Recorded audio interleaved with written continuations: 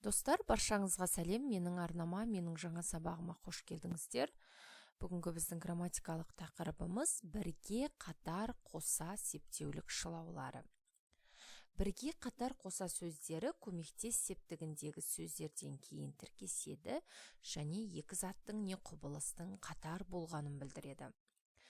Слова бірге қатар қоса сочетаются со словами в көмектес септік и обозначают одновременное действие двух объектов либо явлений.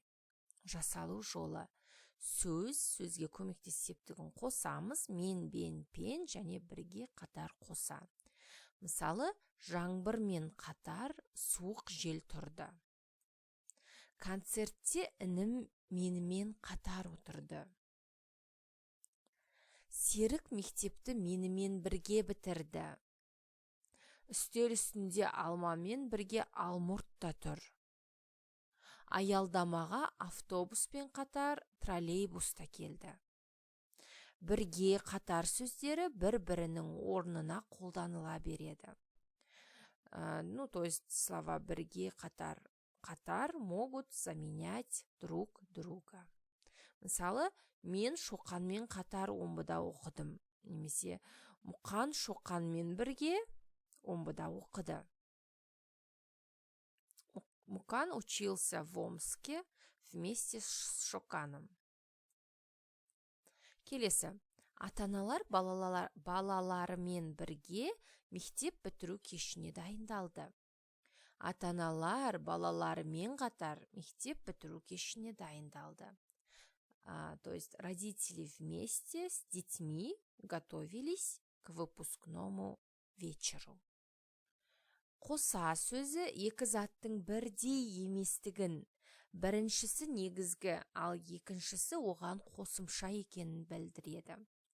Мысалы, кәсіпкер балалар үйіне компьютермен қоса магнитофон сыйлады.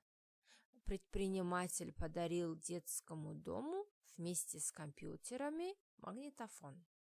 Қоса, Бірге қатар қоса сөздері көмектес септігіндегі тұйық етістікпен де тіркеледі.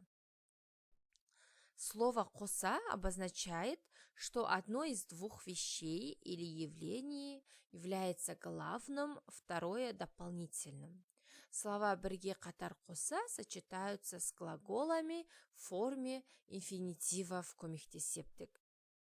Мысалы, ол футбол ойнаумен қатар бассейнге барады. Он параллельно с футболом ходит в бассейн. Менің інім ағылшын тілін үйренумен қатар испан тілін оқып жүр. Мой младший брат, менің інім, наряду с английским изучает испанский язык. Таза ауамен қатар жақсы тағам түрлері денсаулыққа әсер етеді. Хорошая пища наряду с чистым воздухом благоприятно влияют на здоровье. Енді, достар, осы біз теория бөлімі түсінікті болу үшін практика бөліміне келіп жеттік. Қазір 3 тапсырманы орындайсыздар. Вместо многоточия нужно проставить слова бірге қатар қоса. Мысалы, менің әкем кітап оқумен қатар футбол қарауды да ұнатады.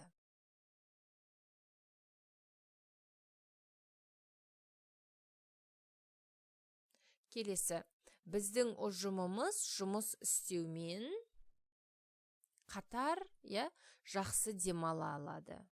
Олжас институтта оқумен фирмада да жұмыс істейді. Өте жақсы. Енді екінші тапсырма. Ішінде бойы қатар қоса бірге сөздерінің қажеттісін қойыңыз. Әселмен бірге мектепке көршінің қызы да барды.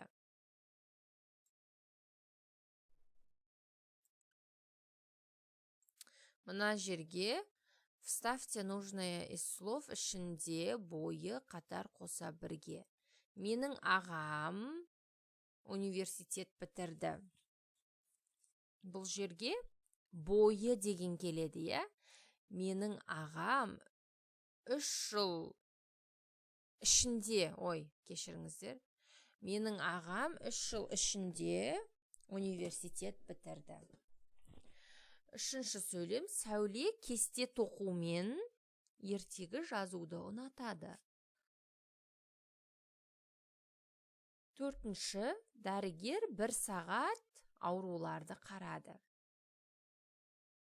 Ішінде, 1 сағат ішінде. Вокзалға күтушілермен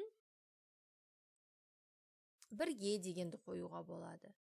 Шығарып салушылар да келді. Өте жақсы, достар. Енді сұрақтарға бірге қатар сөздерін қолданып жауап беріңіздер. Нужно ответить на эти вопросы, используя слова бірге қатар. Алғаш рет мектепке кіммен бірге бардыңыз? Мысалы, алғаш рет мектепке анаммен бірге бардым. Партада кіммен бірге отырдыңыз? Партада Жадырамен бірге отырдым. Оқумен немесе жұмыспен қатар немен айналысасыз? Жұмыспен қатар мен YouTube арнасын жүргіземін.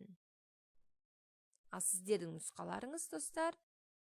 Жауаптарыңызды жазыңыздар, комментарий қалдырыңыздар. Менің сабағым шортс видеоларды және өзге де speaking, listening скиллстарыңызды арттыруға арналған тапсырмаларды орындаңыздар, сабақтарды қараңыздар, пікірлеріңізді жазыңыздар. Пікірлеріңіз мен үшін өте маңызды. Баршаңызға рахмет. Сау болыңыздар.